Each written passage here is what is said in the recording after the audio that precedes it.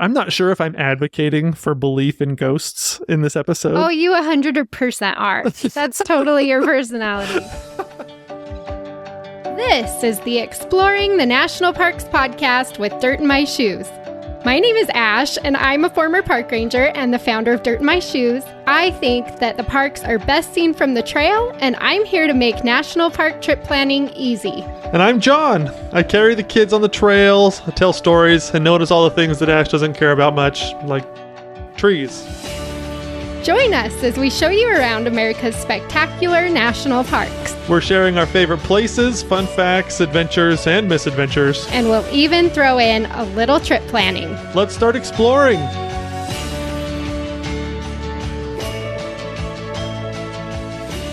Halloween might just be my second favorite holiday of the whole year. I don't even know how I'm married to you. I hate Halloween so much. It's so much fun. I do not like spooky things. I'm the girl who has nightmares just because somebody says the word zombie. Oh my gosh. I can't tell you how many times I've needed to watch Stranger Things or... Well, you like all the M. Night Shyamalan. Or is that how you say his name? Is Shyamalan? M. Night Shyamalan. M. Night Shyamalan films or The Walking Dead. Any host of scary shows or films, I have to wait till Ash goes to sleep, and then I watch it by myself. Yeah. If I even know that he's watching a show about zombies, I dream about zombies. Like, that's how bad my nightmares can be. So I know, but I thought it would be fun to do some haunted national park stories for Halloween because they exist. And as I was doing research for this, I was like, oh, no, what are we doing? I don't want to do this. I know, I'm so excited. So I passed it over to John to finish up because he is much more into the super, natural, paranormal, all that type of stuff. I know. It's going to be awesome. So I believe that the national parks are some of the most incredible places, and you also believe that too. But I also think that they're one of the most incredible places for like locations or settings for stories, fiction and nonfiction. So there's some really cool things that have happened in the national parks. And so I'm really excited to kind of explore some of those things today. Because I love Michael Jackson, did you know at the beginning of the music video of Thriller that he had to put like a statement that saying he did not endorse the occult? Oh, really? Yeah, it's so funny. It's like, due to my strong personal convictions, I wish to stress that this film in no way endorses a belief in the occult. Michael Jackson. That's what he put on there? That's funny. It's so funny. So I think that this is going to be kind of fun. But just so everybody knows, these stories are based on reports actually coming out of the national parks. I may have storyized them a little bit just to kind of make it kind of fun, though.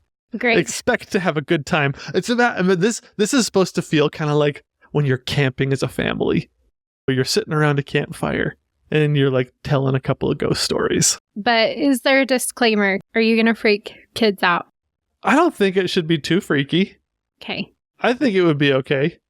I think we're good. He would tell them to our own kids, apparently. I would tell them to our own kids. And then our kids will stay up all night with nightmares. Yeah, well, this is just going to be, like I said, this is all based on true stories. They are. And there were a lot of stories that we found. And so this is going to be kind of an ongoing Halloween tradition, I think, for the podcast. Yeah, I think so because too. we don't have enough time to do all of them. We're going to do a handful today, and then you'll just have to wait until next Halloween to get a few more. Right. And we don't have enough traditions either. I love traditions. Yeah. Things that we just keep Haunted National Parks podcast every Halloween. Yes. Okay, here's our first one of the tradition. Okay, so like I said a minute ago, I love stories, fiction and nonfiction. And so what's kind of fun about this area that we're kind of looking into is that you're never really sure which side of it's on. It's kind of in the middle. Some people will dismiss any type of supernatural, paranormal ghost story as false, saying that it doesn't have any merit on its face. But I think one of the best parts about the national parks, the many supernatural stories that come from reputable sources. And I think that's really neat. So what do? You don't believe in ghost stories, but when someone telling you the story is someone you know or someone you know to be trustworthy, it kind of puts you into kind of a uncomfortable place a little bit, doesn't it, Ash? Sure. Yeah, I'm always uncomfortable whether I trust the person or not. I just don't like hearing the stories. But oh, no, it's going to be fun. Well, this first one, a story that seems out there, but is coming from a reputable source. So with that in mind, let's head to Yosemite National Park. It's our first stop on our Haunted National Park tour, where we will hear from a man named Galen Clark. The year is 1857. The country is on the brink of civil war, and states and alliances are settling in for a long and deadly war. Out west, however, one man, Galen Clark, is looking for a little bit of peace and solitude. His first visit to the Yosemite area was in 1855 as a part of a pioneer tourist party. A couple years later, things couldn't be more different for him because he had suffered a really major lung hemorrhage. And he had to quit his job. He had to change his whole life, basically.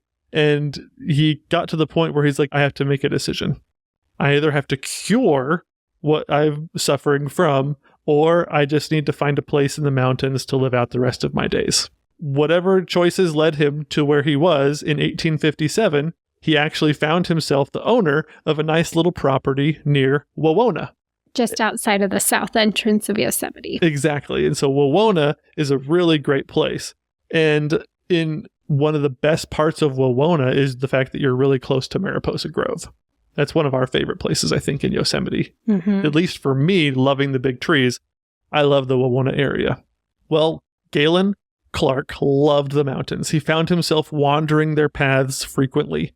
And whether or not the mountains cured him, nobody knows. But he did spend the rest of his days here, and he ended up living well into his 90s. He especially loved giant sequoias, and he spent a lot of his life advocating for their protection. This was before the National Park Service existed, but he served as the park's official guardian for around 30 years. And visitors to the area would often stop by his home and share a meal with him so that he could tell them about the plants, the animals, geology, and even the Native American history of the area. And he was obviously a trustworthy source of information and a well-respected individual. Mm-hmm. So you agree? I agree. He was. Yeah. He's a pretty legit guy. Yeah. There's some really early pictures of him. He looks like an early mountain man. Yeah. He's awesome. Those are goals for John. Yes, I know. This guy is awesome. He would love to wander around Yosemite telling people about things. This is where our haunted story begins. Now, Ash, imagine with me, you're in one of those early groups of families that are going to visit Yosemite or to go visit the mountains in that area, and your family decides to stop, like many families did, at Galen Clark's house to share a meal or to have him tell you about the area. The sun has dipped behind the trees, and the light around Galen's home is starting to wane. You've just shared a nice meal, and your family and yourself are about to turn in for the night. Galen lights up a lamp so that he can see as he starts to gather up the remains of the meal. But your younger brother, Brian, who is famous for being kind of an idiot, says, "It must be kind of creepy being out here all alone. Have you ever seen anything scary? Do you ever hear anything in the forest at night?" Now, Ash doesn't actually have a brother named Brian. I don't. Is Brian real? Brian's not real. No. We're just imagining this, okay? We're setting the stage. Galen stops what he's doing. He puts the lamp down on the table and sits back into his chair. And after a moment of combing his beard with his hands, he begins to speak. "Not that long ago, last fall in fact, I was out exploring the forest. I was heading towards my favorite area. I call it Grouse Lake. It is in an incredibly gorgeous area, and it's one of my favorite places anywhere in these mountains. Anyways, as I was hiking around, out of nowhere, right near the lake, I hear this high-pitched scream or a howl, whatever it was. Anyways, I thought it was probably an injured animal. I decided I would look around for the poor creature and maybe help it out of its misery. Well, I looked and looked and I looked, but I never found the thing. So, having looked around for a long time, I just eventually decided to head back home. On my way back home, I noticed a Native American hunting camp. I'm friendly with the locals, so I stopped in to ask them about it. I said, Have you gentlemen come across a wounded animal? I heard its frantic crying, but I did not find it. After describing where I was, they suddenly seemed a bit uneasy.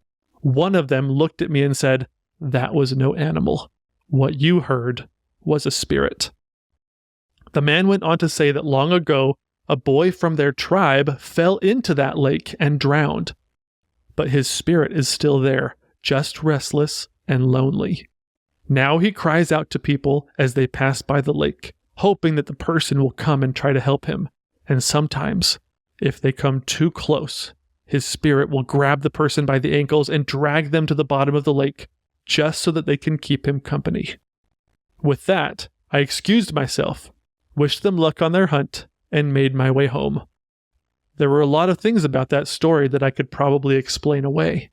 Maybe it was just an animal. Maybe they just wanted to scare me.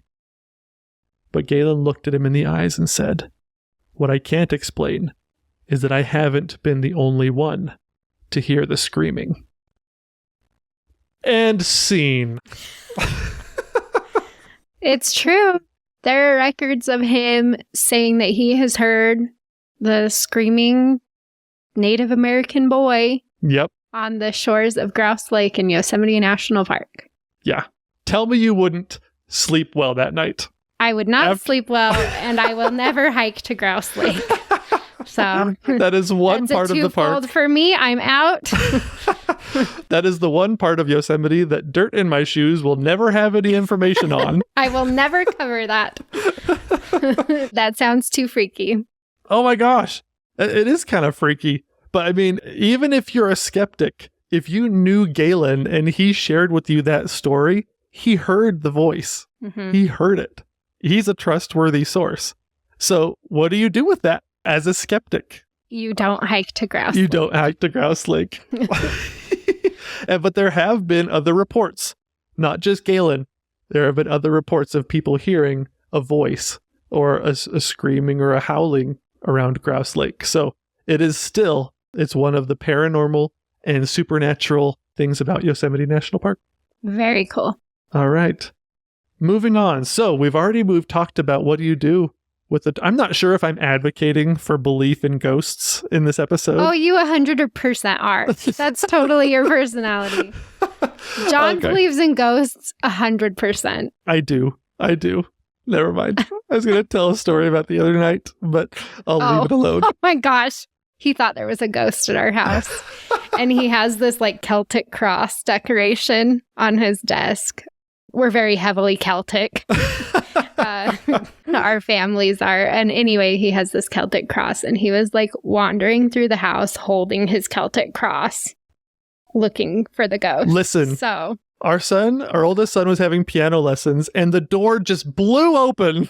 Okay. And then Ash had an experience, like the music changed on her phone and I didn't do it. It did. It was a little freaky. I'm not going to lie. I was listening to a podcast and then all of a sudden it like started playing. It sounded like haunted house music. That's the only way I can describe it. And then the podcast shut off and my phone played haunted house music for like 8 seconds and then it stopped. And it was just silent. And I thought John was playing a trick on me. Which I have done before. Yeah, because my phone was in the other room. I've turned off her music and just played like accordion music or something like that for her, or something that I thought would just bug her for the rest of her shower. But this time she like comes into my office and she's like, "Did you turn off my music?" And I'm like, "No." And put on haunted house music. That's like a nasty joke. But yeah, so John... So I wandered around the house with my cross and I tried to scare away any ghosts. Gosh. It was great. All right, so. That was a little personal. But it did happen. Yep. Just a few days ago. All right, moving on from Yosemite, let's continue our Haunted National Parks tour. So, we've talked about trusted sources. But what about stories that kind of take on a life of their own?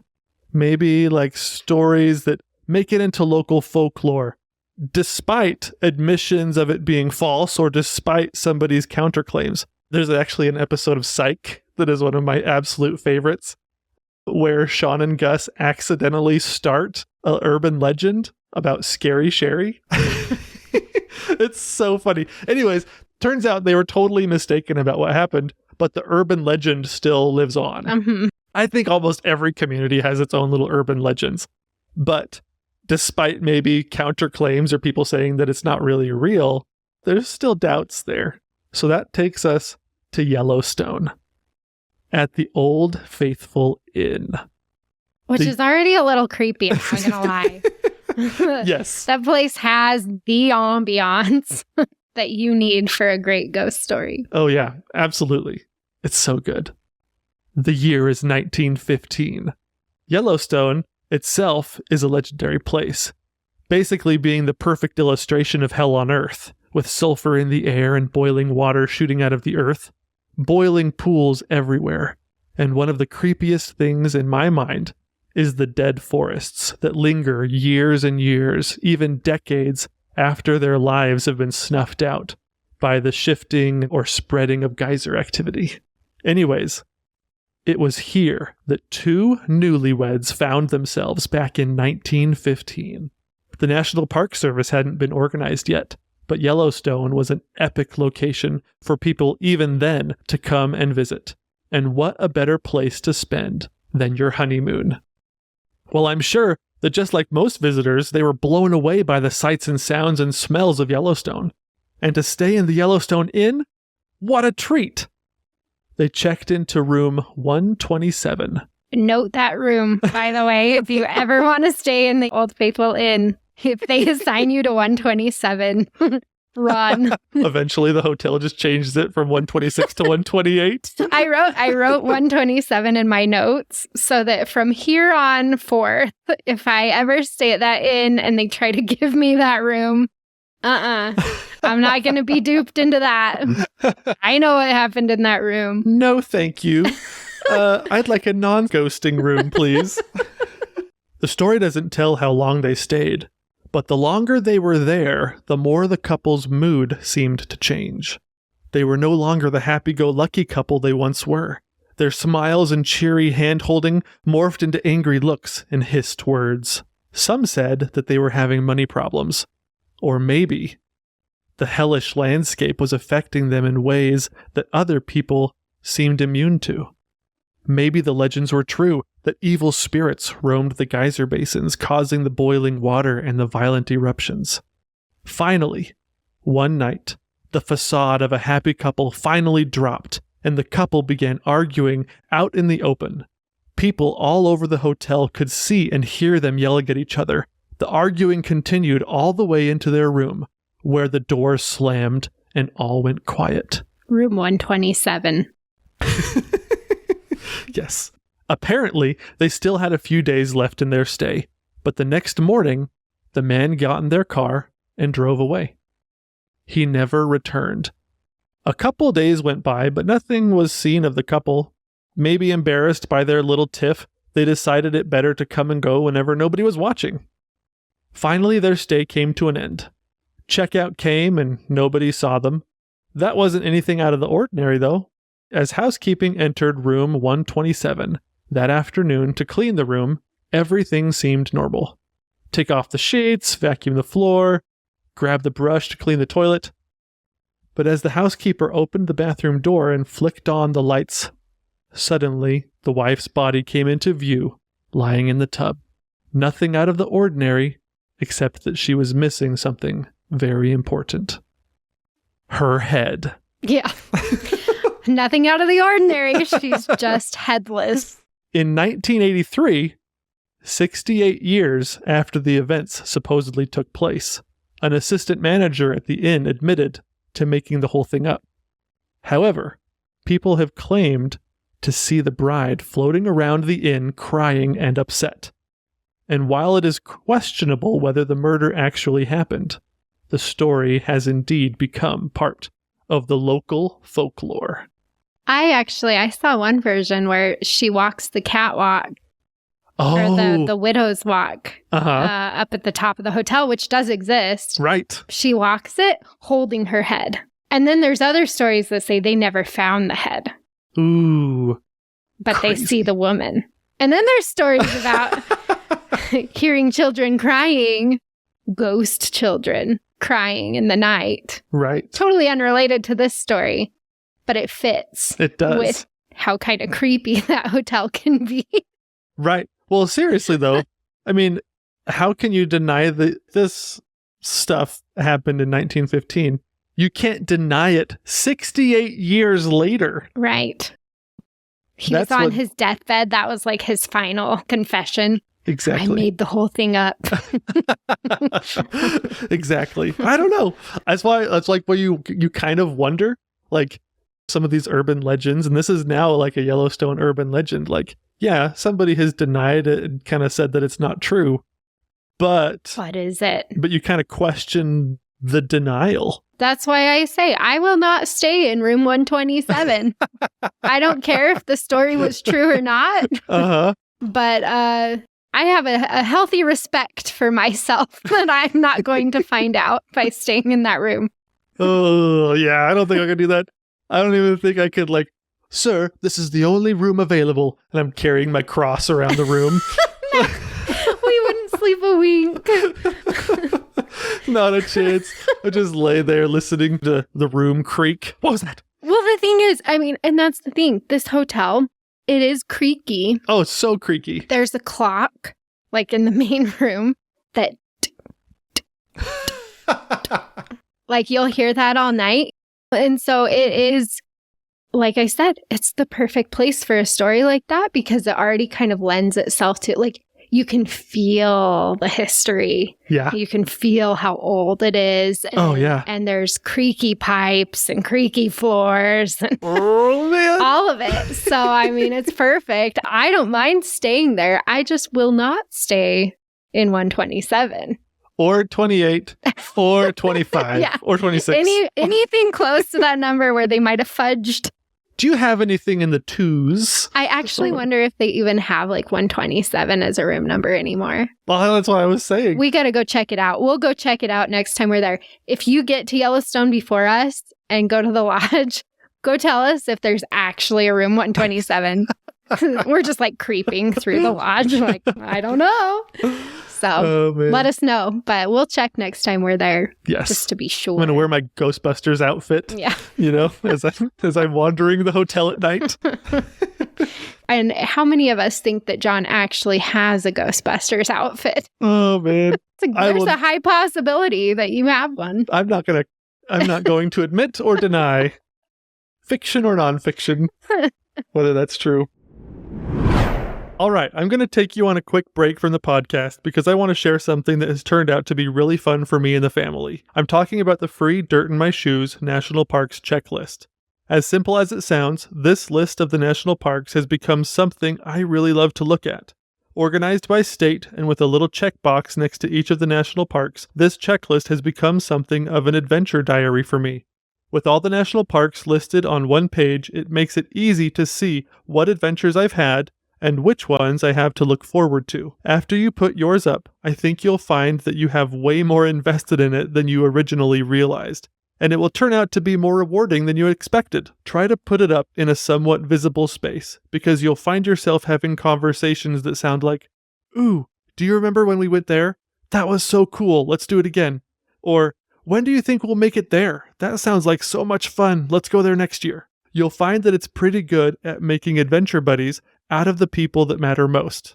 Besides, you bought those hiking boots for a reason. You might as well get credit for where they've been. To get your own free Dirt in My Shoes National Park checklist, click on the link in the show notes below or go to our website, dirtinmyshoes.com/podcast. So we've talked about trustworthy sources. We've talked about urban legends. Now let's talk a little bit about local folklore and legends that might not necessarily be coming from the community at large. They might just be coming from somebody that has your best interest at heart. Somebody that actually cares about you, like a family member, or in this case, a trusted member of your tribe. The next situation brings us to the Great Smoky Mountains. And honestly, the spookiness is already in the name. It's perfect. Yeah. I love the Smoky Mountains. There's some creepy places in the Smokies. I will talk about this after. You can tell the story first, but... Okay. So nothing stirs my imagination more, honestly, than like thick fog. or like a mist that's filling the air, kind of blocking my view, because I'm always wondering, what can't I see? What's there? What is wandering in there? What's waiting? And we're going to go back in time for this story. Let's go back in time before the Revolution, before Plymouth Rock even, before the Cherokee had even seen a white man. Waleya had just turned 6 years old. She was the youngest in her family and had several older brothers and sisters. Waleya was an energetic little girl. Her mother often said that if names truly give power, she would go back and name her something different, since her name fits her far too well. Waleya just happens to mean hummingbird. Waleya often got bored sitting at home. Her mother and older sisters were often busy weaving clothes and rope, while her father and brothers got to go out into the fields or went hunting. She hated sitting. Learning how to weave and all the other things Mother wanted to teach her was so boring. Today, she was especially flighty, and Mother didn't have the patience. Waleya loved days like today. Mother sent her out and told her not to go out of the side of the village. Happy about being sent away, Waleya skipped to the edge of the village. Her favorite place was the nearby waterfall, but she knew it was a little too far. But she thought, maybe if I go there first thing, Mother will never know. I'll be back in the village before she even comes looking for me. So off she went, skipping along the way. When she got to the waterfall, she was the only one there. She threw a few rocks, dipped her toes in the water, and then her favorite thing. She loved putting her head underwater and blowing bubbles. So she did. And it was awesome. So she did it again, and again, and again. But the third time, when she came out of the water, as she wiped the water away from her face, she suddenly noticed an old woman sitting on a rock near the edge of the pool. Startled, Waleya stumbled and slipped a little deeper into the water than she intended and bonked her knee on a rock. It hurt so bad that Waleya wanted to cry, and she did, and the pain was almost all that she could think about. The old woman looked a bit sympathetic and gave her a sad face and said, "Oh, are you okay? That looks like it hurt. Come here, I'll help you feel better." Waleya felt a bit comforted knowing that a grown-up was there to help her. Hugs always helped her feel better. As the old woman moved towards her, though, her face changed a bit. Her expression went from sympathetic to anxious, almost like how her brother's face looked right before Mother finished cooking an elk. Then, as the old woman reached out to grab her, Waleya caught a glimpse of her hands and her skin. Her skin was gray and cracked, almost resembling some of the rocks around them, and her fingers, oh, her fingers, not all of them, but some of them, especially the pointer finger. It was 3 times as long as the others, and it looked more like a knife than a finger, with a sharp edge like a needle. Suddenly, Waleya's knee didn't hurt anymore. The only thing on her mind were those long fingers. She jumped back and splashed water at the old woman. This obviously startled the old lady, but she kept coming forward. One benefit of being 6 is that you're pretty light on your feet, and being named after a hummingbird, Waleya was extra light. She quickly hopped away, landing lightly as she made her way along the rocks, the old woman splashing after her. Waleya let out a scream as she ran. This seemed to give the old woman some pause, and she stopped in her tracks. Waleya kept screaming as she ran. Finally, she was about to turn the corner where she could see the village. Before she did, she turned her head to see where the old woman was. But she was gone. She kept running all the way to her mother's arms. Some in the village came out of their homes to see what was going on. Waleya told them what happened, and a few of the men grabbed their weapons and headed into the woods, muttering, "Spearfinger," as they went. The old woman, skin made of stone, with fingers as sharp as a knife, who lures little children away from their home and makes a meal where the children are the main course. Wah! Yeah. Spearfinger. Spearfinger. I think there's a lot of really interesting legends and stuff like that all around the national parks. And it kind of reminds me a little bit of Hansel and Gretel. But this one, Spearfinger, has a really special flavor of creepy about it, if you ask me. It does. And it's a particular part of Great Smoky Mountains down on the North Carolina side. And it's a particular trail. Right. But people say they see Spearfinger in this area. Right. So it's not even a long, long time ago. It's this particular part of Great Smoky Mountains National Park. I know, it's so creepy, and so the legend and things like that, they tell their children, don't wander too far off, or Spearfinger will get you. Huh? Kind of a thing. And so, not only in Great Smokies do you have to worry about black bears, but there's no spray for a rock-skinned, super creepy fingered woman. You know, I saw too, sometimes they say that her finger is so long and sharp that she uses it to cut out their liver. Ugh. So, yikes. Yeah. She doesn't want to eat the whole child. Right. Just the liver. Just the liver. Yeah. Different versions. But really, that park is perfect for ghost stories. There's actually a ghost town, if you will, at Elkmont, right by the campground. You kind of go up further beyond the campground. And it's this old area where it used to be a vacation destination, like vacation homes, basically in this beautiful treed area. And it was abandoned. Yeah. The Park Service has started like restoring some of these. They're cleaning it up and stuff. But the first time we went to the Smokies, I don't know if you remember this. Yeah. I was freaked out, man. Oh, yeah. It was so creepy. We went there kind of in the evening. Yeah, it was like the end of the day and there was nobody else out there. And the trail that we were hiking, you start at the ghost town and you hike into the mountains a little ways.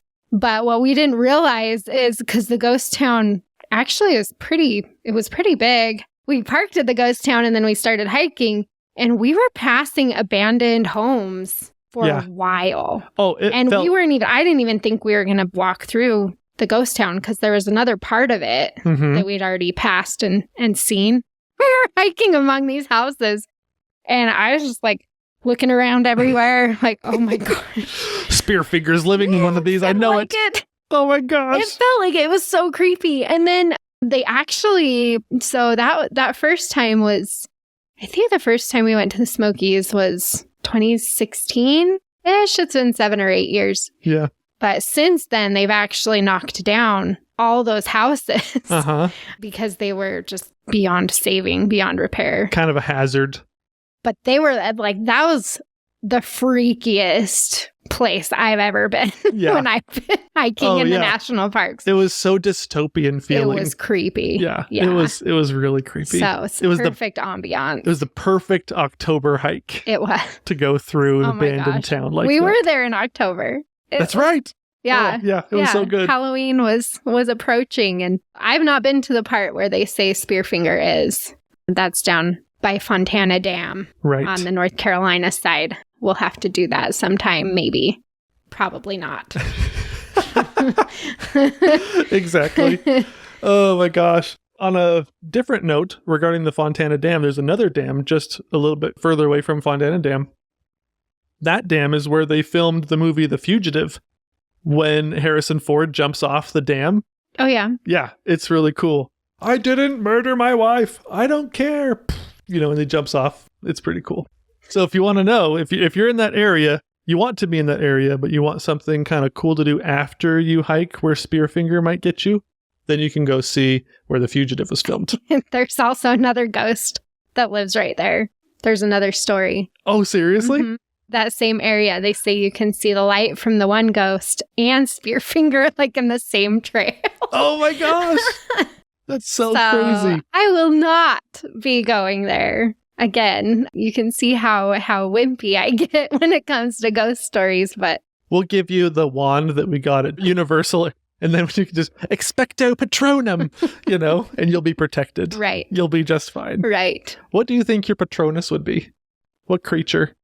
Oh, I've literally never thought about it because I'm not that nerdy.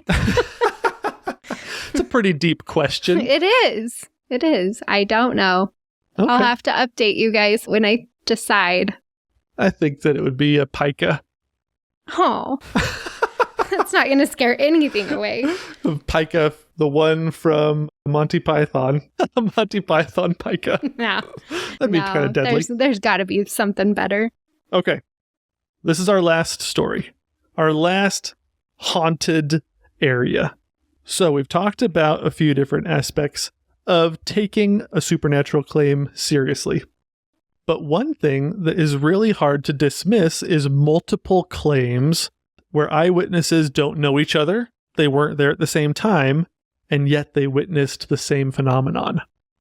This brings us to one of probably the most perfectly haunting locations within the national park system, Mammoth Cave. Mm-hmm. Oh, caves, man. They just have it.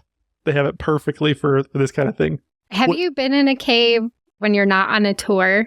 Because I worked at a cave. Yes, that's true. Yeah, I worked at a cave in the national park system.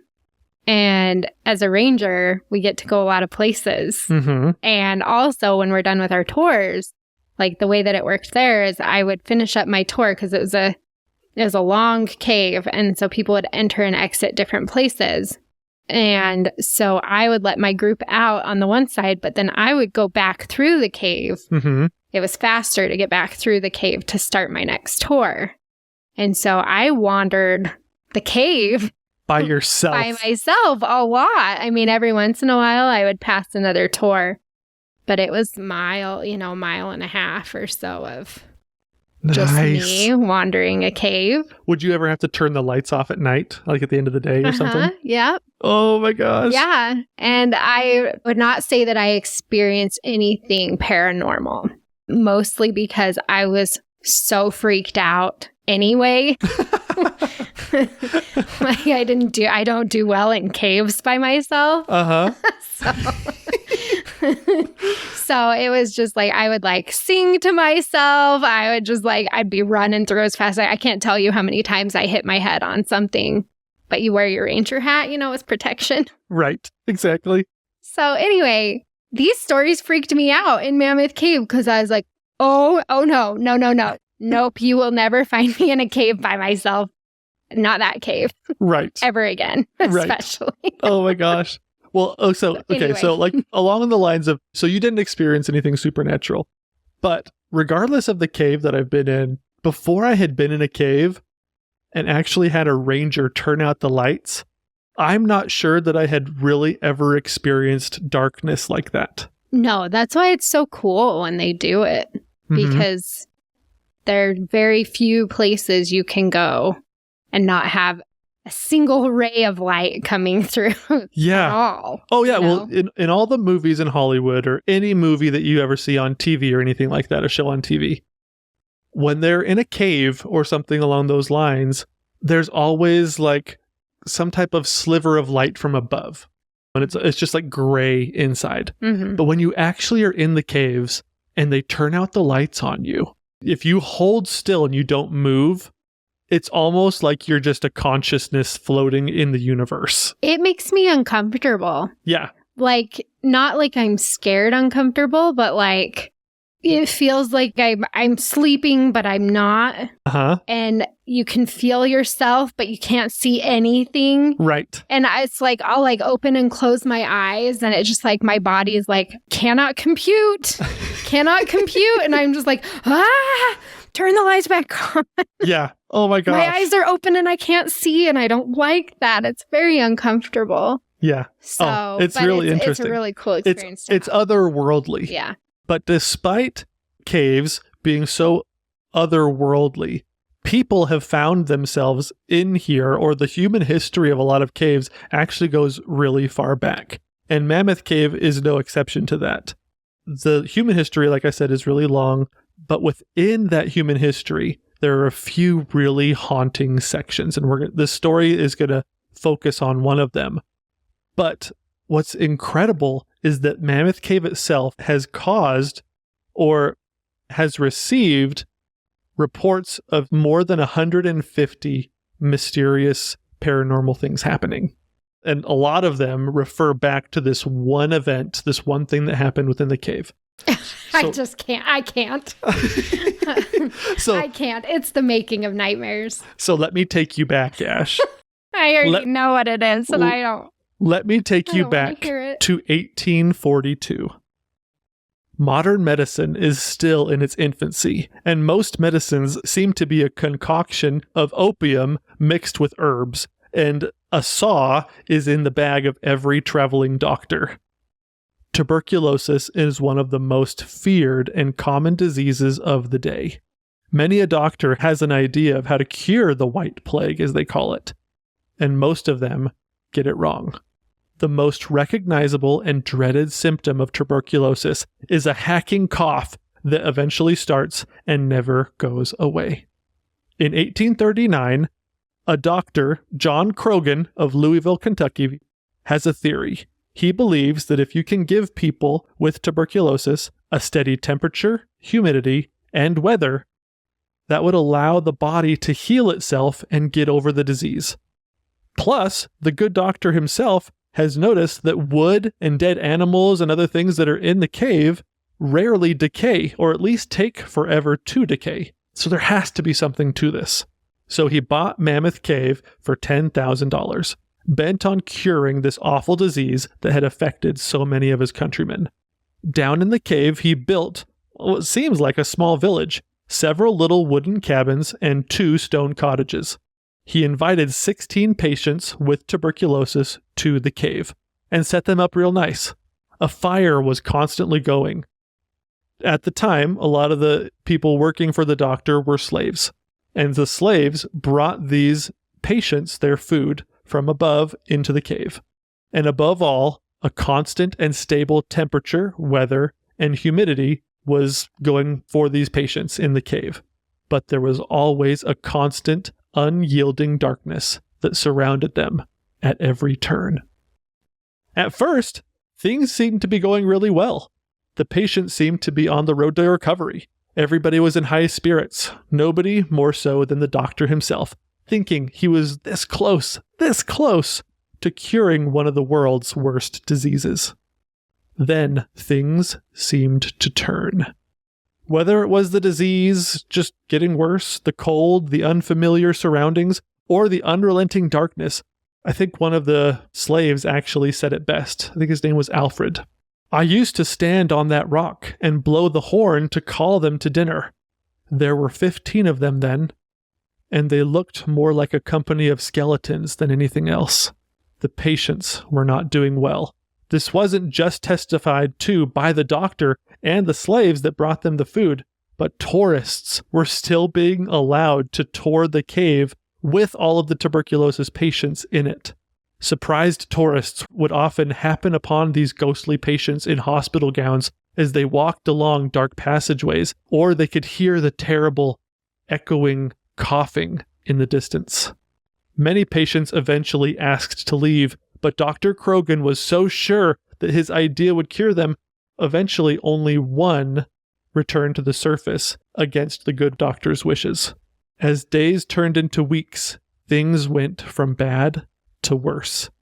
5 of the patients that stayed ended up succumbing to the disease and died within the cave.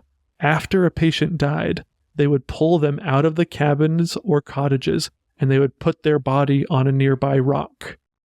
Here, the deceased would stay until somebody came to pull their body out of the cave and give them a proper burial. This rock eventually became known as Corpse Rock.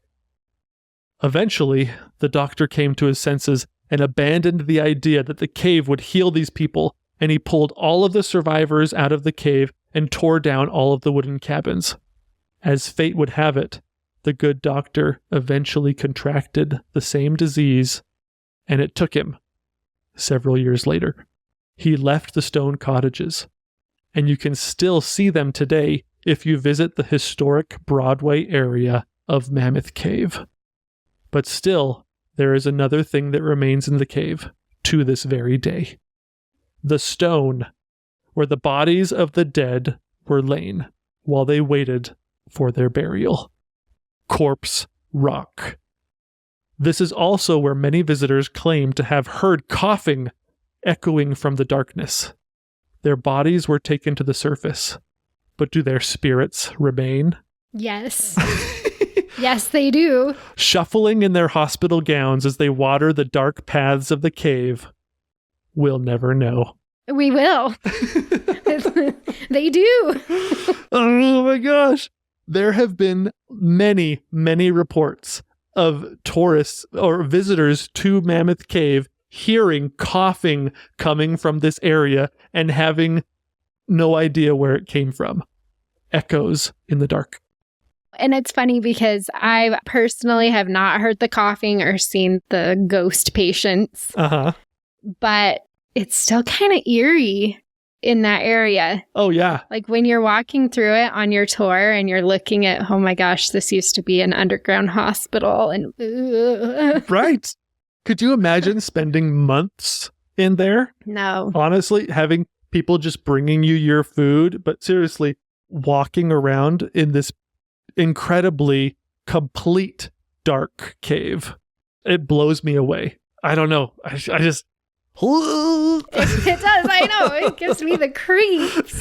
Definitely gives me But if you get the chance to tour Mammoth Cave, it's awesome. Oh, yeah. It's incredible. So cool. This is a different story that we'll cover in a different Halloween episode. But they do a tour. Which I did last year. That you did. Mm-hmm. What's it called? The Violet City Lantern Tour. Right. And so you go in with your own lantern. They don't light it with artificial lights. You're actually carrying a lantern. Right. Super cool. Most caves do a tour like that. Yeah. It's so neat. It's actually a really cool experience, but you're seeing the cave like a lot of these patients saw the cave. And that's when a lot of people have these supernatural experiences. That's when the hauntings happen. Yeah, exactly. That's when you get the heck out of Dodge, man. You don't know where to go. You're at the tour guide's mercy. Exactly. So, oh man. So much fun. Like I said, a lot of these national parks around the country have stuff like this. And they're well documented. And a lot of them either come from a very trustworthy source. Some of them are urban legend status, but a lot of them have many, many reported sightings, just like here in Mammoth Cave. Mm-hmm. And so if this is your thing, the national parks are your thing. This is just one really cool aspect of the national parks and a fun, different, eerie way to experience the parks. And each one has their own flavor of creepiness to them. This is just a heck of a lot of fun. Happy Halloween, friends. Thanks for exploring the national parks with us. Please share, like, and subscribe. And if you need any help planning your own trip, click on over to dirtinmyshoes.com. See you next week. Same time, same place. And don't forget to get some dirt in your shoes.